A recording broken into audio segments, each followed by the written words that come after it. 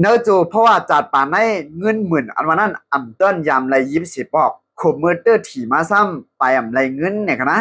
มานั่งลาดว่ากู้สุกรรมแต่ได้เตอร์ถี่ได้มีอยู่เสียต้ากวยกากู้สุกรรมแต่ได้3,000ดีเงินถี่ได้อ่ำอับมีหือเนี่ยนะได้ลองตั้งเขาในก็เป็นอันดีสนใจได้เดียวว่ากันเนาะวันเมื่อในก็เขาคามาด้วยจำเข่าเกี่ยวกับไปลองถี่ลงในเมืองไทยปัญหามันยังไปเย้าตัวกันเนาะ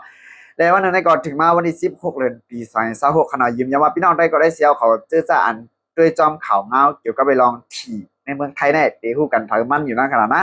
พี่น้องได้ก็ได้เสียวเขาเจออันไปคู่นั้นเนี่ยก็เขาคำมาหับถอนยินกว่าจอมกันขนาดดีเนอร์เจตอนสุโขทัยเนี่ยดีเนอร์เมืองจึงไทยเนี่ยขนาดมีปลาก็หนึ่งชื่อห้องว่าปลาขยันเนี่ย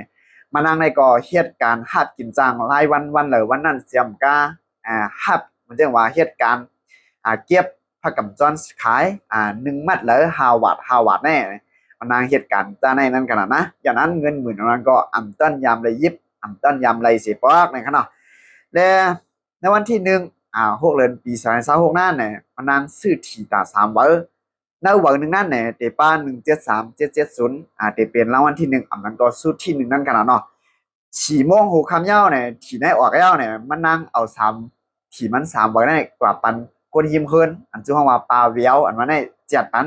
จนว่ามันน่าง่ายหมอเจ็ดนั่นขนาดเนาะหมอซื้อเบี้ยวเหลียวเว้ยเนี่ยไอ้กาเจ็ดแล้วเนี่ยก็ปลาเวียวอันนั้นก็ยิ้มเคินนั่นก็เจ็ดปันมันอยู่ขนาดเจ็ดปันในตาวันนึงได้ถูกวันที่หนึ่งเลยจมซื้อปลาเวียวเนี่ยจอกปุกฮะกวาดปันปลาขยันนั่นขนาดว่าจมซื้อจอมในวัดเตอร์ถีรางวัลที่1มันก็สู้ที่1เย้าเนี่ยและอันเป็นปลาเวียวเนี่ยว่าเก็บไว้ดีเก่าก่อนเนาะว่าถีแน่โอ้ผู้ลักก้นโจรมาเอาในนั้นเมื่อผู้เข้าสั่งได้กว่าถูกจำกันในคำว่าแน่ถึงมาในวันที่6 เดือนปี2026ปลาขยันในกองมือตีเคลื่อนแทงกั้มมือเอาเบอร์ทีปลาเบียงในก็ว่าถูกล้อมเตื้อลงในเขาขึ้นมาข่าวแน่นอนแต่อันเบียนปลาขยันนั่นก็จังว่าคือเพราะว่าปลาเบียงในความเตื้อลงกับเบียนในกวยเยอะพุ่นแน่ในนั้นขนาดเนาะอันเป็นปลาขยันในกองมือขึ้นตีเคลื่อนไหนพอมือขึ้นตีเคลื่อนเนี่ยก็พอมือมันนางมือขึ้นตีเคลื่อนเอาไหนว่วนจากข้าวดังหลายวันกันเดียวกันเนาะวันที่2วันที่3วันที่4มาวนหังมาหังต่างกัดจูตีปลาแห้งเนี่ยปลาอันขายถี่อันมานั่งกับซื้อถี่มานะครับเนาะการเราลัดนี้ลองตั้งเปิงเปลี่ยนปลาแห้งมาก็จะโยถือว่าจะเติมจะมากับด้วยเนี่ยมันว่าเปียระว่า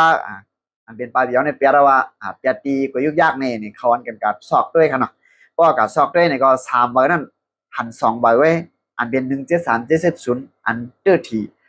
รางวัลที่1นั่นได้พันกันเนาะที่ได้เป็นเรื่องเป็นเล่ากันเช้าแลเนี่ยถึงดีมากขึ้นดีขนกระแสลูกกันครับเนาะและอันเป็น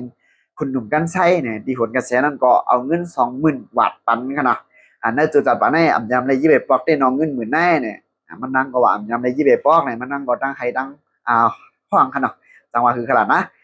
แล้วแต่เดี๋ยวได้ก็อยู่ดีโซนาดีพูนพรเขายังจัดตีปลาเวียวเนี่ยอยู่ขนาดว่าลองตั้งมันเปลี่ยนจะหือมีจะหือก็ว่าเนื้อเพียงถี่อ่ำนั้นก็เนื้อป้านถี่นั่นเนี่ยก็เป็นปลาแห้งอันนั้นเนี่ย